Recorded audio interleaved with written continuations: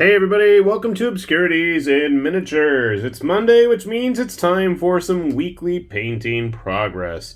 So, vacation. Well, at least vacation for me. Hopefully all of you have vacation to look forward to as well. I have spent my vacation so far not doing much, and it has been absolutely wonderful because I don't get to do that very often. But I did manage to paint a couple things. So first off, this is one of the few that I can remember what it's called. It's a goblin. This is a Kings of War goblin from Mantic, in fact. And he is hard plastic, and he was very hastily painted. Not that you can really discern much in the way of detail there. Most of the rest of this stuff that I painted this week, I really don't know the names of, so that's going to be fun. I will at least put links and descriptions down below in case you guys are actually on the hunt for any of this, as always. Let's start off with the known ones that I know at least who made them.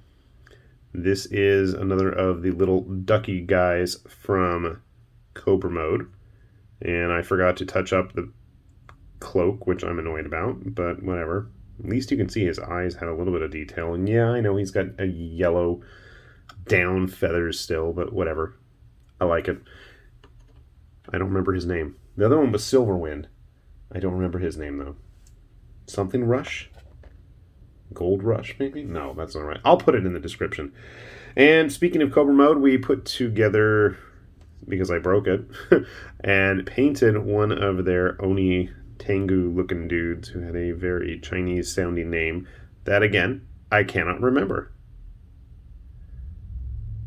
And I'm hoping those are tusks because I painted them like tusks, but there's every chance that they're not, or that he's wearing a mask. I'm not 100% sure. Very simple, basic paint job.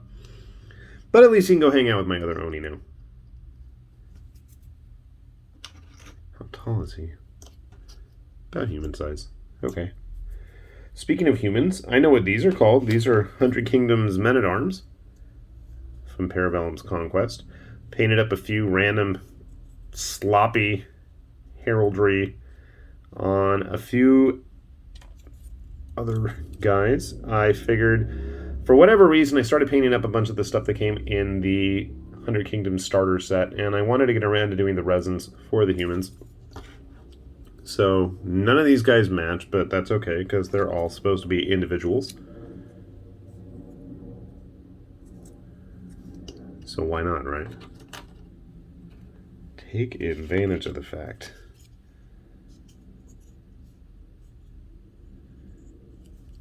Again, not a single one matches, but that's okay. They don't have to. They can all be special. Alright, so actually I'm seeing it's a good mix of both printed and hard physical cast models of various natures. So let's go with another printed one. I did say I would get back to painting something that was not fantasy. Hopefully more cyberpunk stuff. I do have a few Cyberforge models I've been working on. I don't think I've ever actually officially done a video on any of their stuff yet. That's odd. I should do that. So anyway, this is an Albino Raven. I don't even know what they were called. Heavy infantry guy. And if that's a heavy infantry, this is an even heavier infantry guy.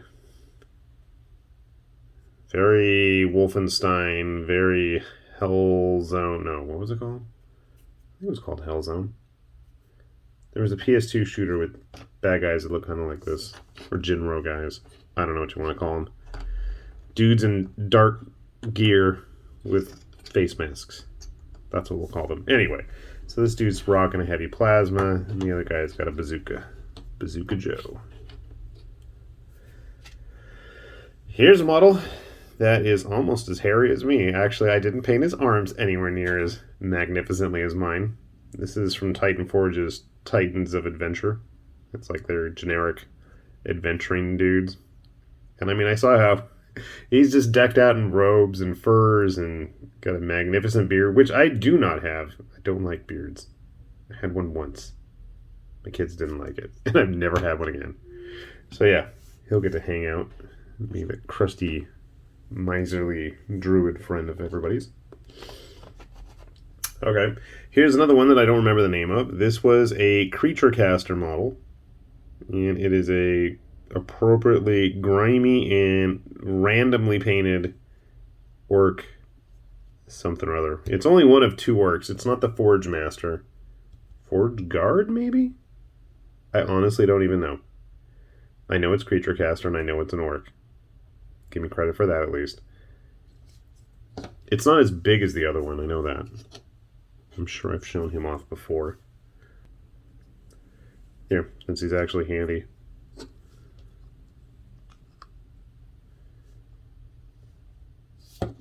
I still dig this guy. Gotta be one of my favorites from them. This big, oversized one-piece arm. Alright, what else we got? Hey, speaking of cyber stuff and Titan Forge, here's a model. Did I show this guy off ages ago? Maybe. This is one of Cyberforge's modular sci-fi troops. So almost every single month that they've had their Patreon, which I think I've done since day one now, they've had some kind of sci-fi space marine type model in various theaters of war. So this was one of their desert themed ones. And for the longest time I could not figure out what to do with him. So we went with a boring, very light gray.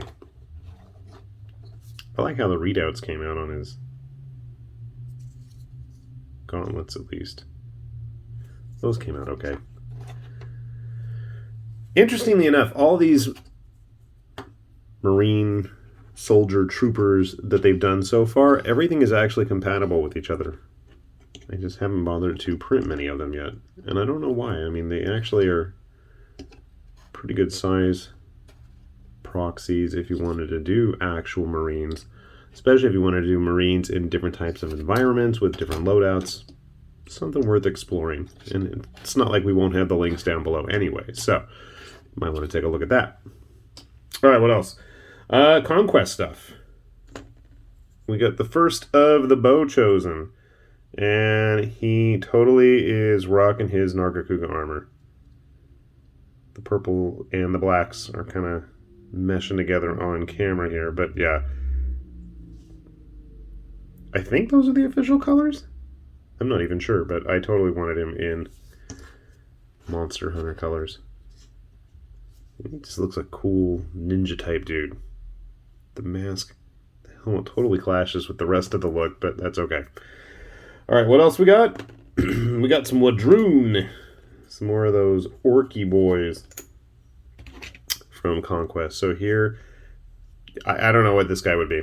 He actually wouldn't be totally valid. I guess he would still be considered a brave, since he's carrying a shield. But braves are supposed to carry spears. Like this guy.